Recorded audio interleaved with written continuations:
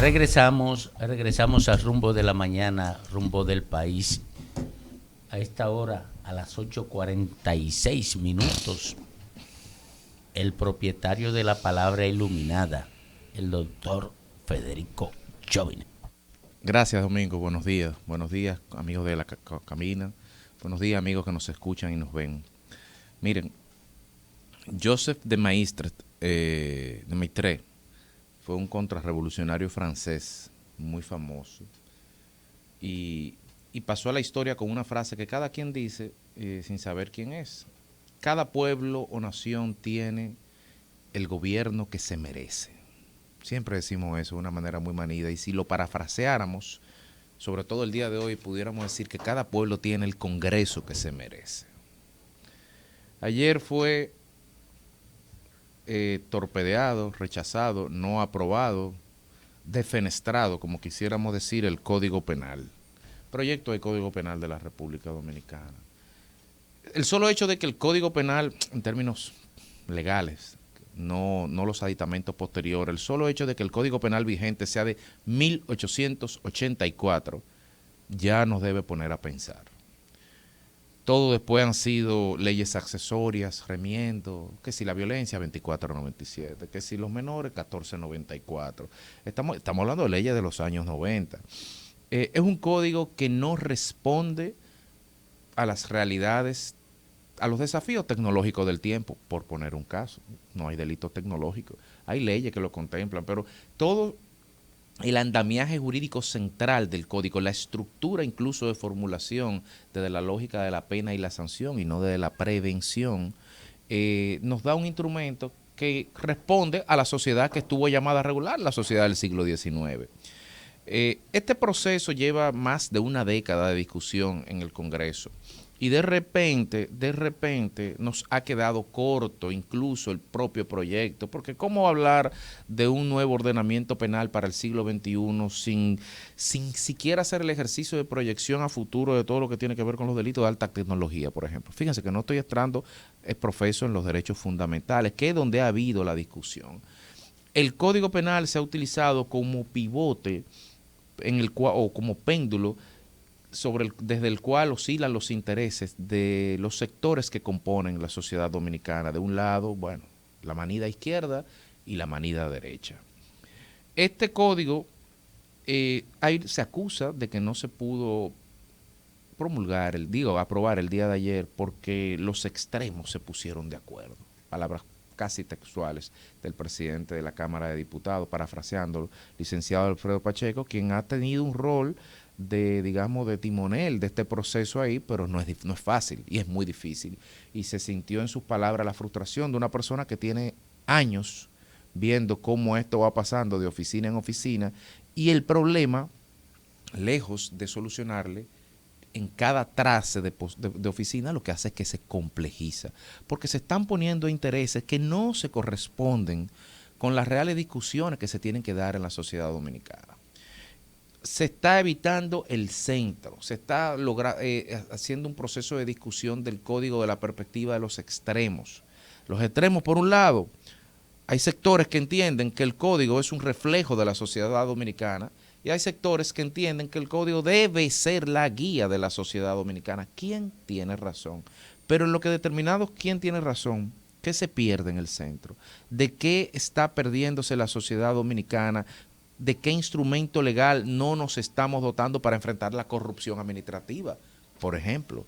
Para sancionar el cohecho de parte de funcionarios familiares, por ejemplo, para sancionar la corrupción privada, por ejemplo. ¿De qué nos estamos perdiendo como sociedad?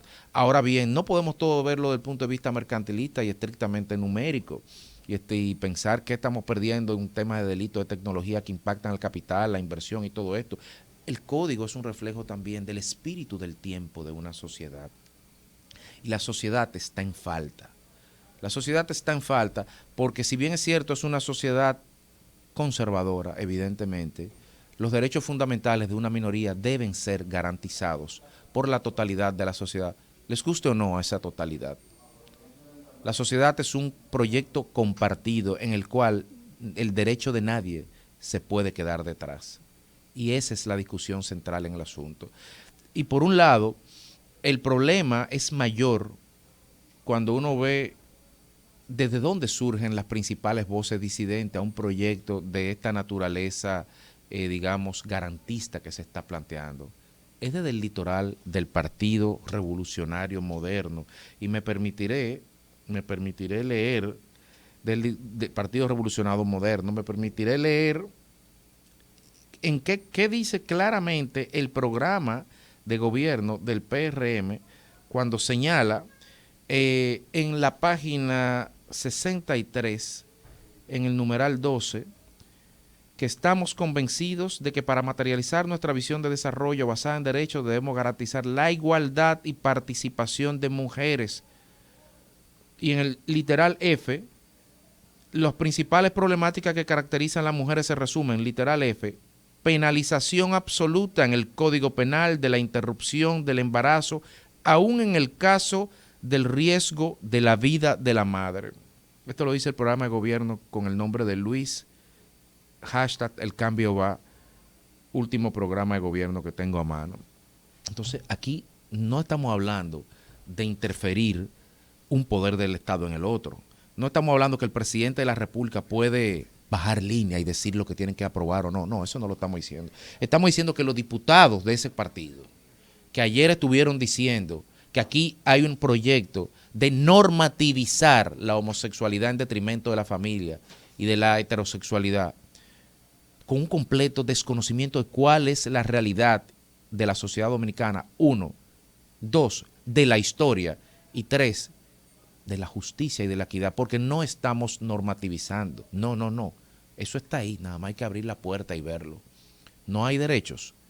Hay ciudadanos de segunda en la República Dominicana. Lo pueden decir. Ahora, se me cambian de partido. Ustedes se cambian de partido porque no están en un partido moderno. 1 y 2, no están siendo coherentes con el programa de gobierno que ustedes salieron a venderle a una ciudadanía y que fueron a donde los electores y le dijeron que iba a hacer eso. Eso es lo que Fafa siempre dice aquí. Nosotros sabemos que no es así. Nosotros sabemos que en realidad el PRM, en términos de realpolitik, cayó en la trampa que cayó el PLD en su momento. Cuando trató de salir y buscar outsiders, cuando trató de buscar personas que jalaban votos, cuando trató de buscar personas que aportaban capital para garantizar plazas. Eso es todo, eso es realpolitik, lo entendemos. Pero es difícil, es muy difícil ver cuando estos diputados están con sus comentarios desnaturalizando casi hasta la inhumanidad a colectivos y a situaciones donde mueren gente, donde sufren personas. Entonces, duele más porque es el PRM. Eso se lo podemos aceptar a otros partidos de la derecha tradicional y reaccionaria de la República Dominicana. Se lo podemos aceptar y lo podemos entender. Es su posición ideológica. Lo que jamás vamos a estar apoyando ni permitir es cómo se burlan en nuestra cara, cómo me enseñan este programa de gobierno y cómo están torpedeando la labor de un presidente que está tratando de hacer un código diferente, un proyecto social inclusivo. Y no podemos hablar de inclusión y de igualdad cuando hay esos grupos de ciudadanos de segunda. Entonces, nosotros creemos que si no hay marchas y no hay movilizaciones, no habrá código. No habrá código nunca. Sí, ¿por qué? Porque solo a través de las marchas y de las movilizaciones ciudadanas podrá haber empoderamiento ciudadano. Ya el Congreso nos acaba de demostrar que es incapaz de llevar a buen término, entre ellos, un proyecto consensuado que resuma las aspiraciones de las amplias mayorías garantizando los derechos de las minorías. Lo acaba de demostrar. Entonces hay que forzar la jugada. Hay que forzar la jugada porque los derechos no se obtienen por gracia. Los derechos se le arrebatan al poder. Y ha sido así en todos los lados. Está pasando en Chile y va a pasar este domingo en Chile. No se hace aquí al lado, pero va a pasar, siempre pasa. Porque todas las conquistas sociales y democráticas de esta sociedad occidental, sobre todo, han sido sobre la base de las movilizaciones, sobre la base de la protesta, sobre la base de la veeduría, del seguimiento y de la sanción. Porque las mujeres hoy están votando, porque hace 100 años las mujeres que estaban de sufragistas y estaban de cabeza caliente y estaban cuestionando el statu quo establecido por el patriarcado, se pusieron en una y lograron que ese derecho se impusiera. ¿Sí? Las mujeres. Y da pena, da pena, y es risible ver cómo muchas mujeres denostan la capacidad de movilización de las herederas de esas sufragistas, que hoy en día están luchando para expandir los derechos fundamentales que les asisten como mujeres, como la mitad de la población, derechos que son negados solamente en 6 países, entre los cuales están los países entre los cuales está el Vaticano, por solo citar un ejemplo. ¿Qué pasará? Bueno, lo que ha pasado, no va a pasar nada. Hay que movilizarse, hay que comenzar otra vez. No podemos darle cancha a los extremos y hay que trabajar apostando al centro. Es lo que pienso. La familia, señores diputados, la familia, señores de la iglesia, no es lo que ustedes creen que es. La familia es la realidad que se vive en la calle. La familia nuclear no existe. La familia nuclear quedó destruida por el neoliberalismo, destruida por el capitalismo, destruida por el consumismo. Hoy en día lo que existe es familia monoparental, les guste o no, y lo reconoció el CODUE en el 2018, más casi el 50%. Entonces, ante esa realidad, vamos a salvar a la familia dominicana con un código del siglo XIX en el siglo XXI. No lo vamos a lograr. Seamos realistas porque esa es la realidad que estamos viviendo. Finalmente, esta oportunidad no la debe dejar de pasar el liderazgo nacional. Los diputados no estuvieron a la altura.